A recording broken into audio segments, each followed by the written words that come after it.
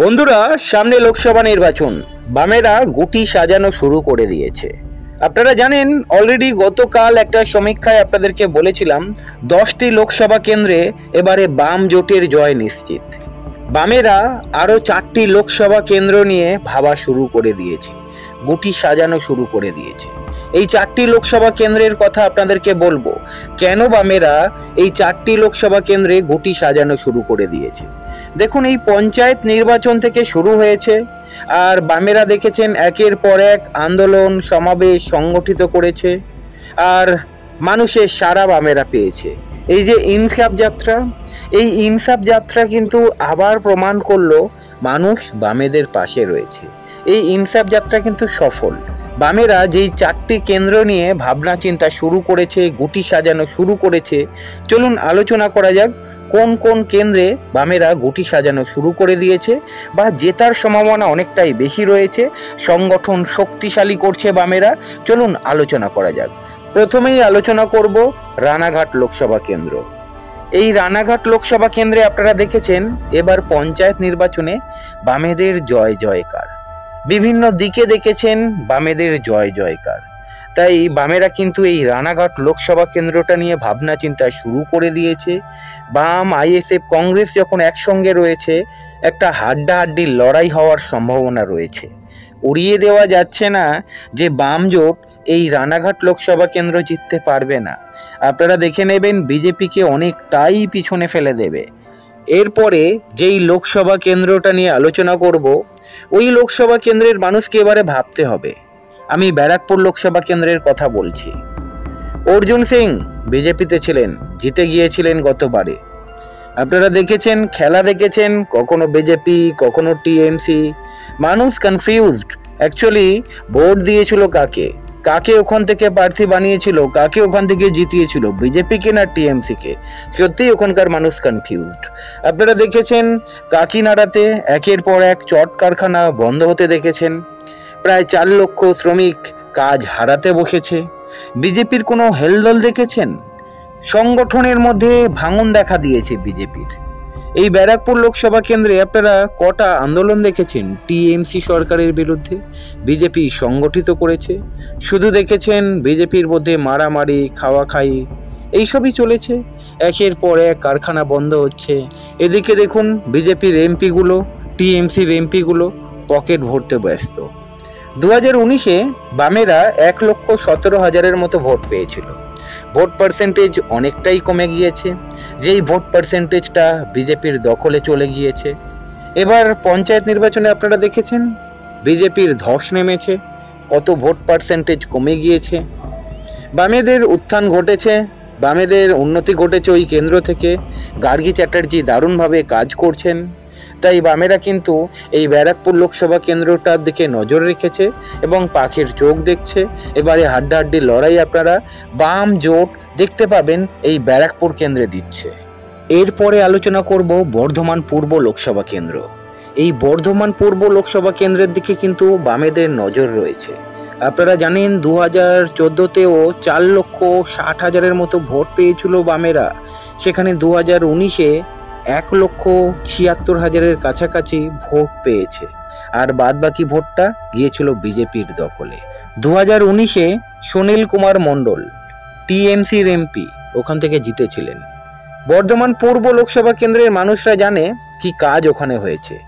পরিযায়ী শ্রমিকের সংখ্যা দিন দিন বেড়েছে, কৃষির অবনতি ঘটেছে, শিক্ষার অবনতি ঘটেছে, শিল্প বলতে কিছুই নেই, বেরোজগারির সংখ্যা অনেকটাই বেড়ে গিয়েছে।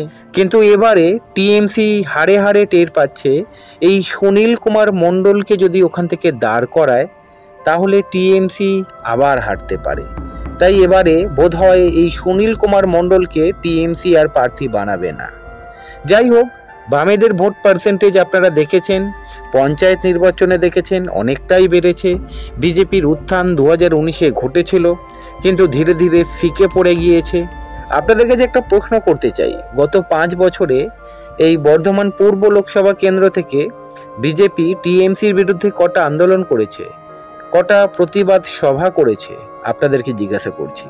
এই যে পরিযায়ী শ্রমিকের সংখ্যা বাড়ছে, 100 দিনের কাজের টাকা পায়নি, আপনারা জানেন মিড ডে মিল থেকে শুরু করে বিভিন্ন দুর্নীতি কটা প্রতিবাদ জানিয়েছে বিজেপি। মানুষ 2019-এ বিজেপিকে ঢালাও ভোট দিয়েছিল, কিন্তু বিজেপি জিততে পারেনি। কিন্তু এখন মানুষ বুঝতে পারছে এই বিজেপির দ্বারা কিচ্ছু হবে না, যার ফলে এই পঞ্চায়েতে আপনারা দেখেছেন বাম ঝড় দেখেছেন আপনারা। তবে পঞ্চায়েত ভোটে যদি ঠিকঠাক ভোট হতো, ভোট লুট না হতো, তাহলে বামেদের রেজাল্ট কিন্তু আরও ভালো হতো। বামেরা কিন্তু এই বর্ধমান লোকসভা কেন্দ্র নিয়ে ভাবনা চিন্তা শুরু করে দিয়েছে।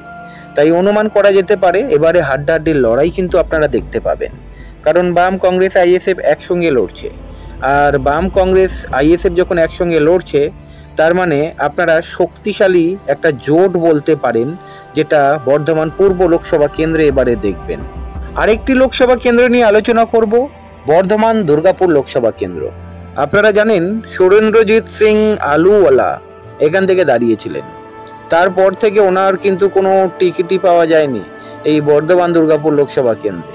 কি উন্নতি ঘটেছে, বিজেপিকে জিতিয়েছিল ওখানকার মানুষ, একটা আশা দেখেছিল কিছু হবে, উন্নয়ন হবে, চাকরি হবে, শিল্প আসবে, বেকারত্ব দূর হবে। কিন্তু জেতার পরে ওই বিজেপির এমপিকে আর দেখা যায়নি। বিজেপি নিজেও বুঝতে পেরেছে আবার যদি ওই এমপিকে দাঁড় করায় বিজেপি হারতে চলেছে, তাই ওনাকে আর দাঁড় করাবে না, ওনার বয়সও হয়ে গিয়েছে। যাই হোক, আপনারা দেখেছেন এই পঞ্চায়েতে বিজেপির ভোট পার্সেন্টেজ কতটা কমেছে। আর সেখানে যদি দেখেন আপনারা 2014-তে সিপিআইএম কিন্তু প্রায় 4.5 লক্ষ ভোট পেয়েছিল, আর সেখান থেকে 2019-এ সিপিআইএম অনেকটাই ভোট পার্সেন্টেজ হারিয়েছে। আর বেশিরভাগ ভোট পার্সেন্টেজটা বিজেপির দখলে গিয়েছিল, কারণ মানুষ ভেবেছিল মোদি মুখ, বিজেপিকে যদি জেতায় ভালো কিছু হবে। কিন্তু ভালো কি হয়েছে সেটা বাংলার জনগণ দেখতে পাচ্ছে। পঞ্চায়েত নির্বাচনে আপনারা যেমন দেখেছেন এই কেন্দ্র থেকে বিজেপির ভরাডুবি আর বামেদের উত্থান আপনারা দেখেছেন, বামেদের ভোট পার্সেন্টেজ অনেকটাই বেড়েছে। আবার একটা কথা অ্যাড করব, যদি পঞ্চায়েত নির্বাচন ঠিকঠাক হতো, যদি ভোট লুট না হতো, বামেরা আরও ভালো রেজাল্ট করত। বাম ঝড় আপনারা এবারে দেখতে চলেছেন। বাম কংগ্রেস আইএসএফ যখন একসঙ্গে লড়ছে, বা বামেদের শক্তি অনেকটাই ওখানে রয়েছে, তাই আপনাদেরকে বলতে পারি এই কেন্দ্রে আপনারা হাড্ডাহাড্ডি লড়াই দেখবেন। বাম নেতারা মনে করছেন এই বর্ধমান দুর্গাপুর লোকসভা কেন্দ্রে অনেকটাই সুযোগ রয়েছে ঘুরে দাঁড়ানোর। ওখানকার মানুষ বুঝে গিয়েছে এই বিজেপিকে জিতিয়ে কোনো লাভ হয়নি। আর একের পর এক আপনারা বামের আন্দোলন দেখেছেন, বামের মিছিল দেখেছেন, সাধারণ মানুষের জন্য কাজ করেছে বাম সংগঠনগুলো। তাই বলা যেতে পারে এবার মানে 2024 লোকসভা নির্বাচনে বামেরা কিন্তু এবারে হাড্ডাহাড্ডি লড়াই দেবে। তাই বামেরা কিন্তু এই লোকসভা কেন্দ্রের দিকে নজর রেখেছে। আপনাদের কি মত অবশ্যই আপনারা কমেন্ট করবেন। যারা বামকে ভালোবাসেন, বামপন্থী চিন্তাধারায় বিশ্বাসী, অবশ্যই আপনাদের কি মত আপনারা জানাবেন। ভালো থাকবেন।